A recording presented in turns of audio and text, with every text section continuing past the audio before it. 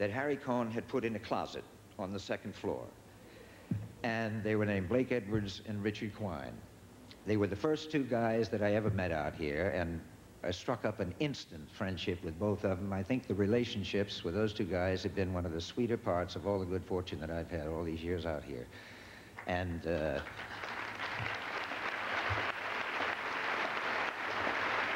Dick said, "I'm going to do your test." I said, "Terrific." And he must have known what he was doing. I got the part. I went ahead, did my film.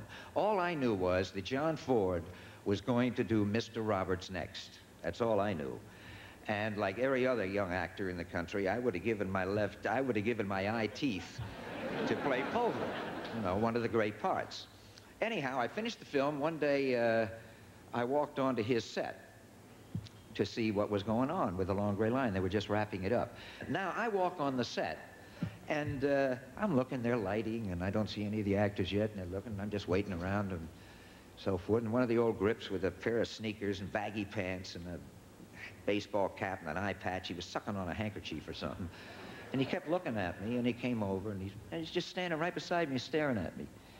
Finally, I said, "Hi," you know, so forth. I figured he was a grip from the other picture or something. And he says, are you that kid, the lemon that did the thing with Judy? I said, "Yeah." "They tell me you want to play Pulver." I said, "Well, yeah, how did you?" He says, "You ought to play Pulver." And I said, "Well, from your lips to God's ear, you know." And he says, "Spit in your hand." I said, "What? Spit in your hand." I said, "Why?" He says, "It's an old custom." Pwee. And he spit in his hand, he stuck it out. I spit in my hand, and I stuck it out. He says, "I'm Ford, you're Pulver." And he walked away. Now, that wasn't talent. What I'm getting at is the extraordinary good fortune that some of us get and some of us don't, I think. Yes, you do have to deliver if somebody closes the door, but who the hell opened it? I had some of those doors open at the right time. I want to take a couple of seconds and say something very seriously now, that I guess no matter what business or craft we are in, we obviously want to think it's important. And I sure as hell think that acting is important. I'm not sure that most people, though, really understand what an actor's life is like. I am not an average actor, and I sure know it. I have had every break, every opportunity that anybody could ever want over and over again. But I'm talking now about the average actor who doesn't even make a living. But there is something that I hope all actors will remember during the dark days, which are most of them. There's another side of that coin that makes it very, very worthwhile, I think. If once, twice in your life, an actor can get a part with some kind of depth, he can go beyond entertaining, and he can touch people, and he can move them, and he can make them think, and he can thereby enlighten them. And I think that is one precious gift that is given to very, very few mortals, even once in their life. It is a noble profession, and I am damn proud to be part of it. If I tried to thank or acknowledge even all of the many people who have been so instrumental in my career tonight, I'd be up here forever and boring everybody to death, except the ones I was thanking, of course. So I'm not going to do that. I'm not going to thank anyone. I'm just going to thank everyone. I made a solemn vow that I would not single out the members of my family and say what I thought about them and what they mean to me. But I will tell you something that is 100% God's honest truth. As much as I love acting and as grateful as I am for my career, which is so vitally important to me, if the whole thing ended tomorrow and there were no more parts, I would be very upset, is what the hell I'd be, now that I think about it.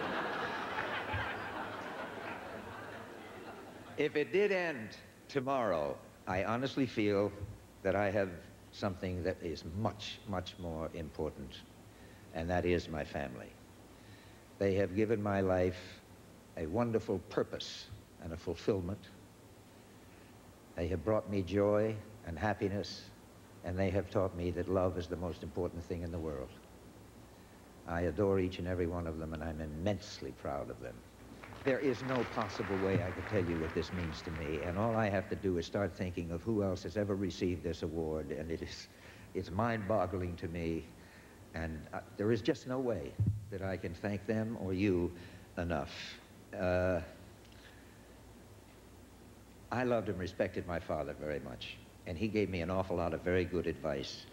Maybe the best thing that he ever said to me was the last thing before he passed away. He took my hand and he smiled and he said, "Spread a little sunshine." And I am damn well going to keep on trying to do that as long as they'll let me.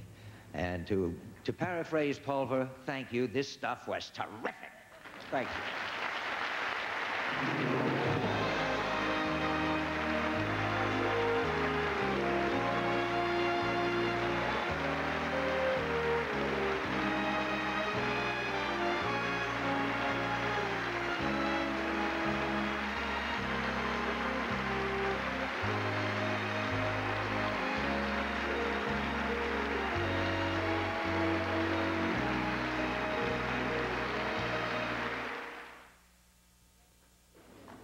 When she stood up here and accepted this Life Achievement Award 4 years ago, America's first great film star, Lillian Gish, spoke of an international language of film and of an actor's desire to please the world. Well, tonight's honoree is a man whose life and work have done just that. Thank you, Jack, for all the joy that you've given us and for all that's to come. Good night, everybody.